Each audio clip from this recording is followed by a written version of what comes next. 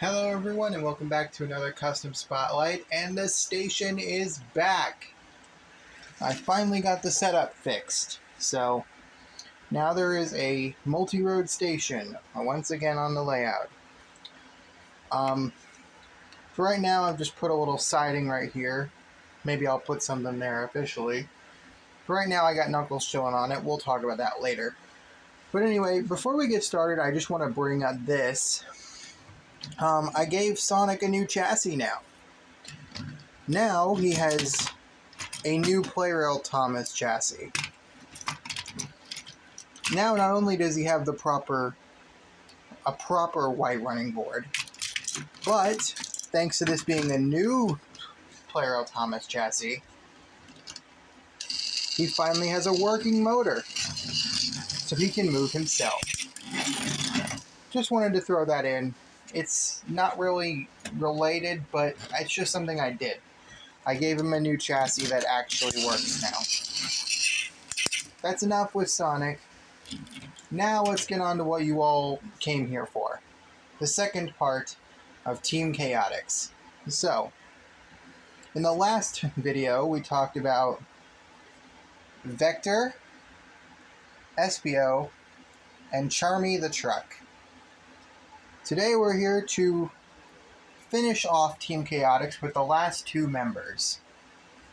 So, here they come. Oh, derailed on a point back here.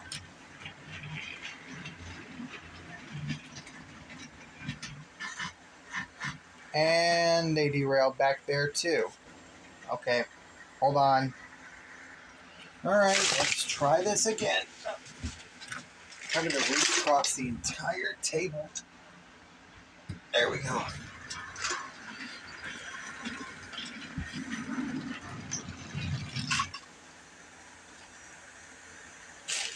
This is Mighty and Ray. Flicking a switch there. Now, just like in the previous video, I don't really have much to say about these, so we'll more or less be continuing off talking about the lore of my proposal for Chaotix & Co., the company. Starting with the purchase of engine number 3, Mighty. So when the small company that bought out the railway decided to expand, they ordered another engine. They began to run into some financial problems.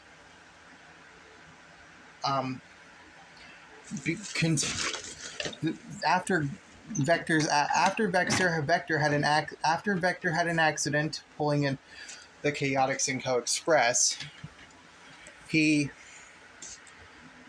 passengers didn't really trust him.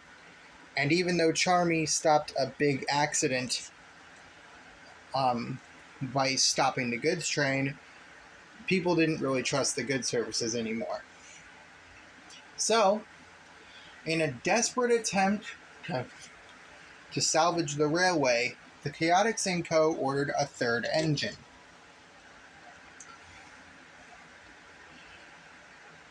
Ordered a third engine to come and join the ranks. However, only a day before the engine was due to arrive, the company hit even more financial problems and quickly ran out of money. The day after the engine arrived, the company was bankrupt. So, the railway was closed before its third engine could even ride the rails of the company. So, the engine's fates were all unknown. However, this is where Sir Bertram Topham Hatt comes into the picture. The railway I've set the railway somewhere on the other railway near Barrow and Furness. Just one bridge away from that railway was the Northwestern. And when they found out about the Chaotix & Co.'s struggles, they decided to purchase the company and and absorb its engines into the line, and absorb its engines and railway into its own line, on one condition: the engines would work the passenger and goods services of the lines to Normby and Kirk Ronan on the Northwestern. So when the engines arrived, they were put to work. And that basically is what saved them. So let's talk about Mighty. Now I'm sure you're all saying, what exactly is this even? This engine is another shell made by Custom Trackmasters. This one is the Railway Series character Albert, repainted. It arrived to me in a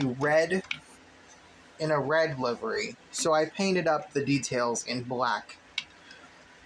I figure Mighty is a decently red character, and I think most people do associate Mighty with the color red. But he's also very prominently black.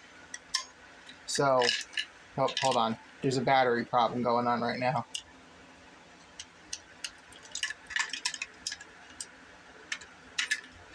Hold on. There we go. Anyway, so Mighty is a very prominently red character, but he does also have a lot of black on him. So I figured do this sort of two-toned livery with him. His standard is red with white lining, and on the inside of the white lining is black. It's a very aesthetic, very pleasing aesthetic, at least in my opinion it is. Just like all the other Chaotix members, he has Chaotix & Co. written in gold on his side, and he has the number NO3, because he's the third engine owned by the Chaotix & Co. company.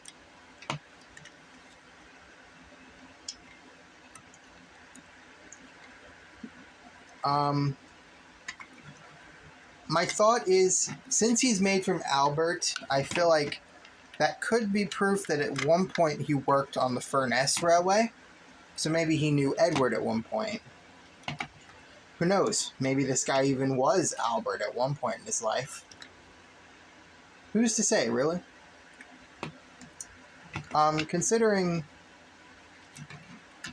what this character is, I'm sure some people probably don't even know who Mighty is. He is the fourth member of Team Chaotix, but he's a very odd member, because he's not a character that even exists in modern media anymore. He's a character who originated from the Knuckles Chaotix game, and has always been associated with who, just for some reason, when Sonic Heroes came out, they just stopped associating Mighty with his teammates, Vector and Espio, and Charmy over there. In fact, for the longest time, even Knuckles wasn't associated with the Chaotix anymore. There was a comic recently in the IDW series that had Vector, Espio, Charmy, and Knuckles team up, though. So there is hope that maybe someday Sega will acknowledge the existence of Mighty again. He is still around in the classic timeline, though, which is why some people might associate Mighty more with Sonic than Knuckles or the Chaotix. So, yeah. His face is based off of a render I found of modern Mighty from the Archie comics. Back in Archie's early run, Mighty was a character, but that's just because the Archie comics sort of did their own thing. It was basically like, what if the universe of SAT-AM, classic, and modern all fused together with, because most people may not know about characters like the Freedom Fighters or Sally Acorn or Mighty Honey the Cat, etc. Characters like that originated from the Archie comics, and and at one point, Mighty did have a modern design in that series. So to sort of pay homage to it, I based his face off of the modern Mighty. I just gave him two separate eyes, because like Sonic and Knuckles and Shadow, for some reason, he had the uni eye, so I split his eyes in two. He has a nicely painted lamp up there, and a copper cap on his funnel. Painted his lamp irons. He also has black on the running board. Tried as much as I could to put as much black on this model as possible. His lining is black. His dome is black, which isn't totally realistic, but I don't care. And for some reason, Custom Trackmasters embedded the switch into the cab roof. On one hand, it makes it really easy to not notice it, but on the other hand, unless you have thick nails, it can kind of be hard to grab it at times. Like you saw me earlier, just desperately trying to flick this, because with most of the other characters, it's just as simple as you flick it and it goes. But with Mighty, you kind of have to struggle with it for a while to even get it to move. And then flicking it back is another story, but there we go. It's easy enough, I suppose. I think that's basically all I can say about Mighty. So, let's move on to the fourth and final members of Chaotix & Co., Ray. Now, I don't necessarily know if Ray is canonically considered a Chaotix member. However, because he wasn't in Knuckles Chaotix. However, fans do often associate Ray with Mighty. And Mighty is a chaotic. So I guess, in a way, Ray would be too. But it would be an odd. It's sort of an odd relation, because I don't think any official media actually classifies Ray as a chaotic. So we're just going to throw him in here for technicality. Technicality.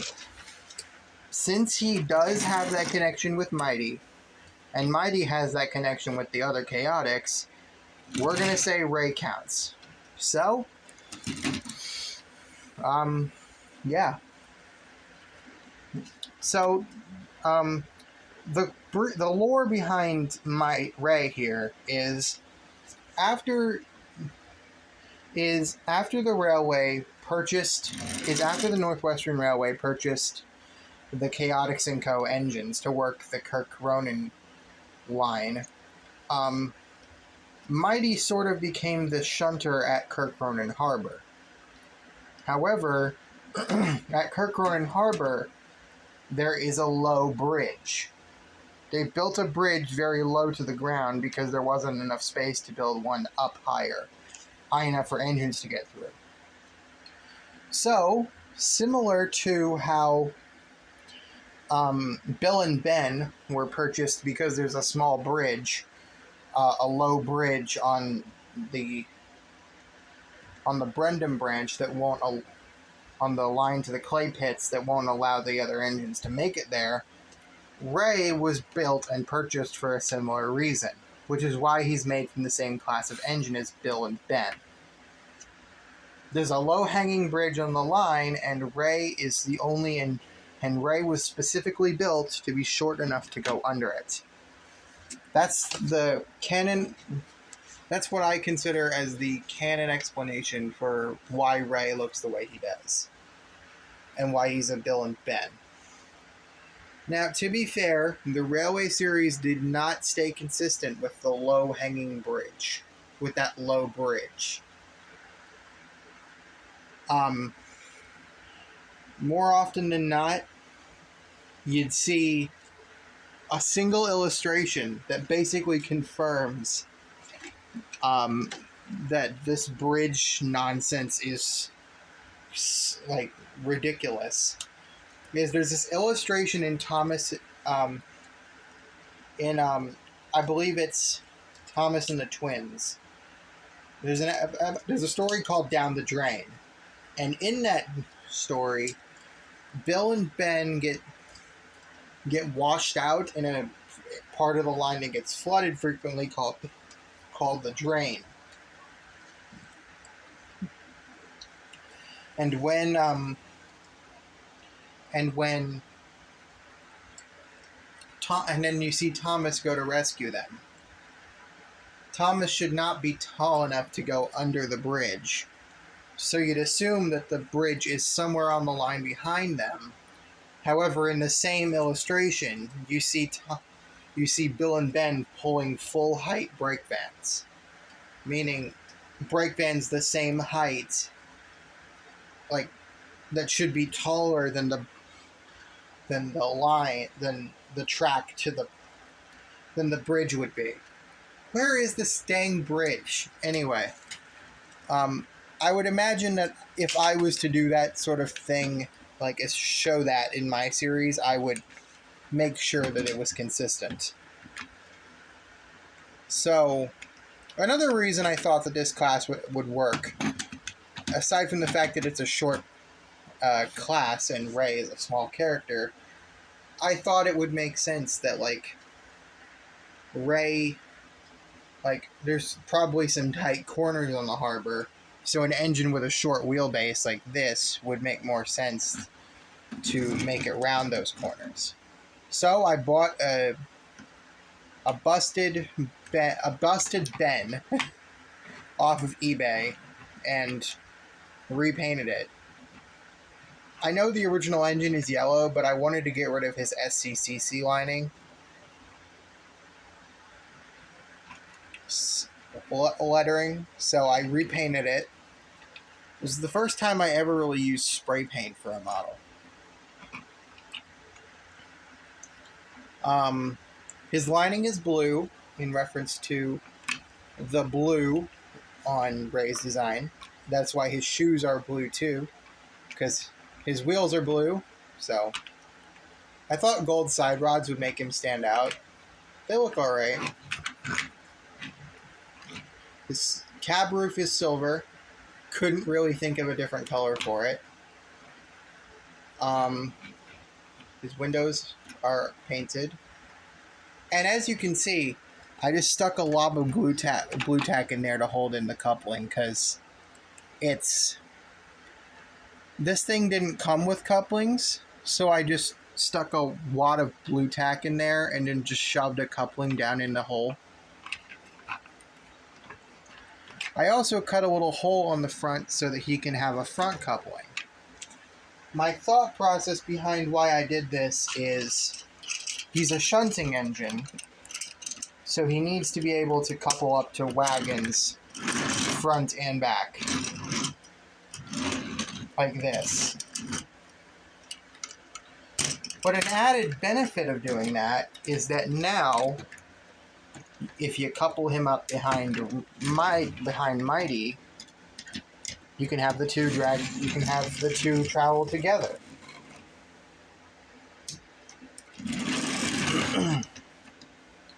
So, I think that's basically all I have for Rey.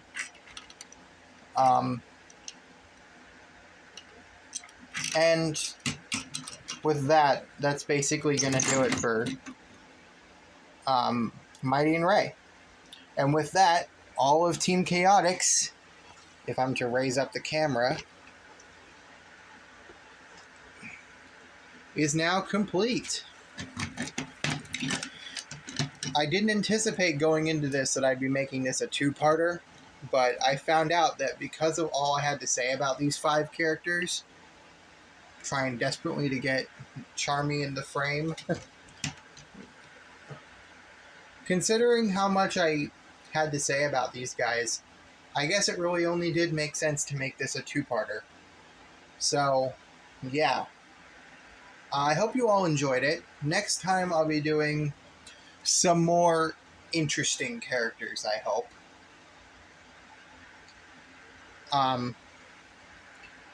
And yeah, I'll see you all next week for another custom spotlight. Oh yeah, speaking of which, I actually do have a lot more customs to show now, so I can do these weekly again for a little while.